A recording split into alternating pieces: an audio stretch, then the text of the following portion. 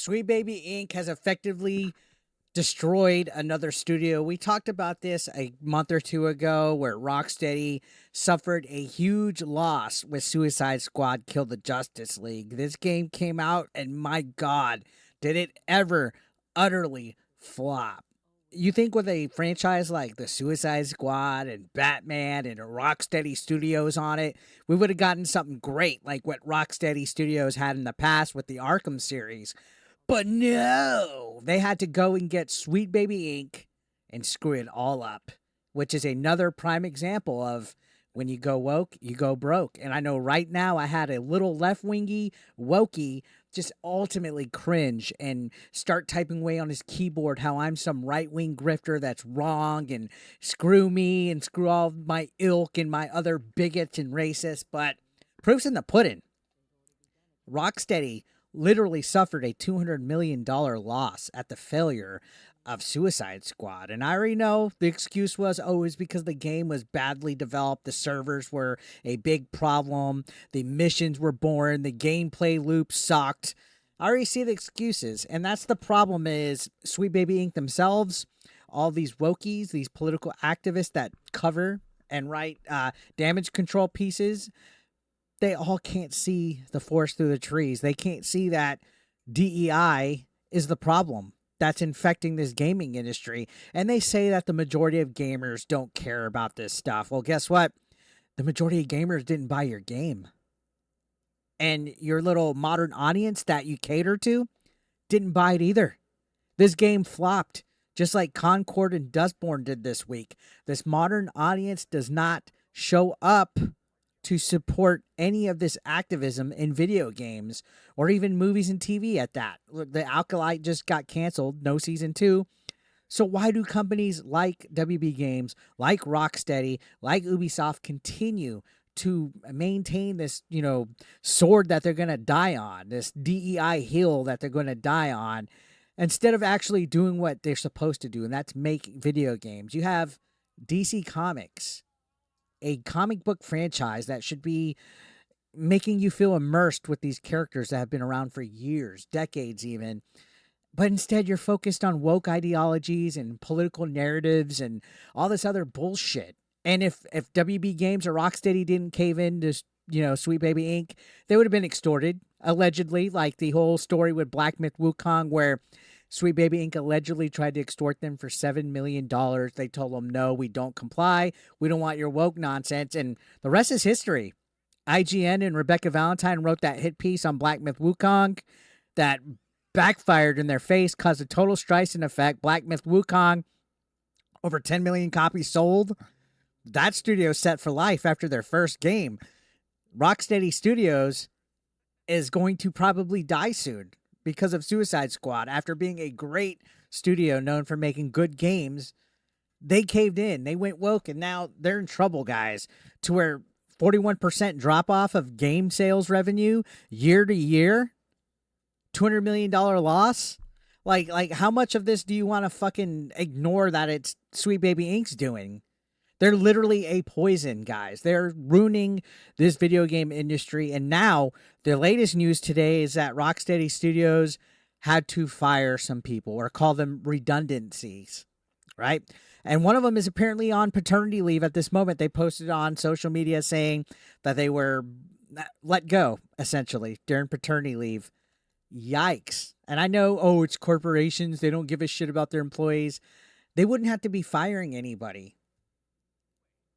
if they weren't worried about catering to political narratives. That's the whole thing that I argue against. It's not because I'm crying. I always hear that. Imagine being 40 years old and crying about this stuff instead of just enjoying your video games. This is a platform. This is every bit of my platform to voice my opinion and my thoughts as Kotaku or IGN gets to. It's so weird that when it's anything that goes against that echo chamber, it's automatically labeled as a right-wing grift. It's labeled as somebody being an idiot or a dumbass because that side, the woke side, or even, I dare say, the people that are just fence riding and don't want to hear the truth about what's happening to all of entertainment, they want to just try to label it as nonsense and that you're crying instead of actually having a platform and an opinion. That's what it is at the end of the day. They don't want anything that goes against the woke narrative. That's why you see these journalists that are actually political activists trying to write hit pieces on people, trying to write damage control articles on Sweet Baby Inc. like Alyssa Mercante did, because it just fails each and every time, guys. Suicide Squad was a major bummer. All right, they let go of half of their QA department, according to what I'm seeing. They were told many Rocksteady staff were anonymous. They asked to be anonymous sources. They told gaming websites like Eurogamer that the loss of so many roles in the developers QA department, including team members with specialized knowledge, would leave their whole entire company, that they're no longer with the company. Can I help you with something? And it's also been, I believe, half. I believe they went from a studio department of over 33 team members to 15. And I think also the other day the other month when we reported on this, they let go people then. And the whole consensus is that studio is not going to be lasting much longer. And it's all labeled as restructuring. No, it's, hey, we fucked up. That's what it is.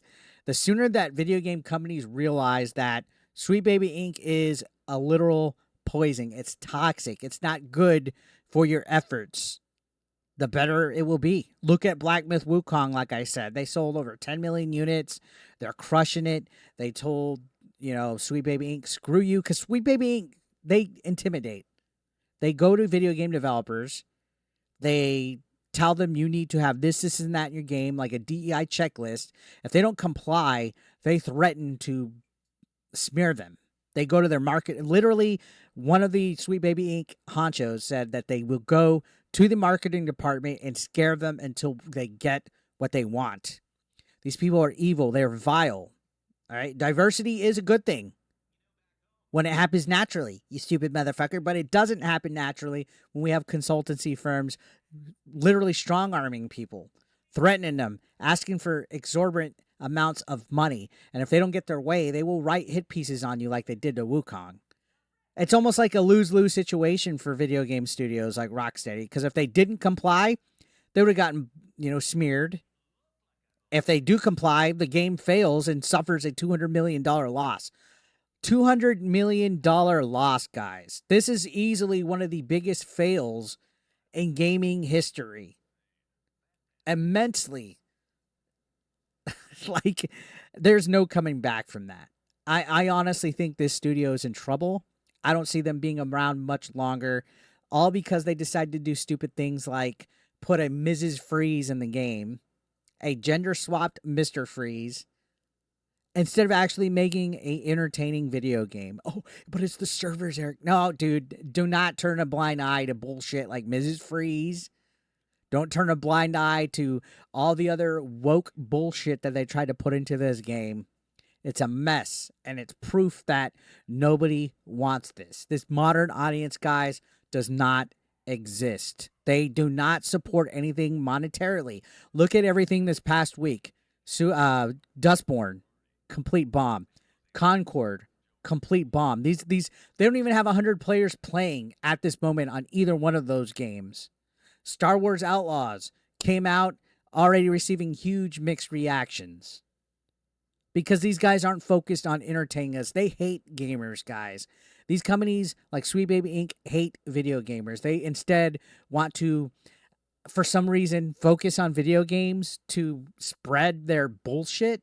I have no idea why.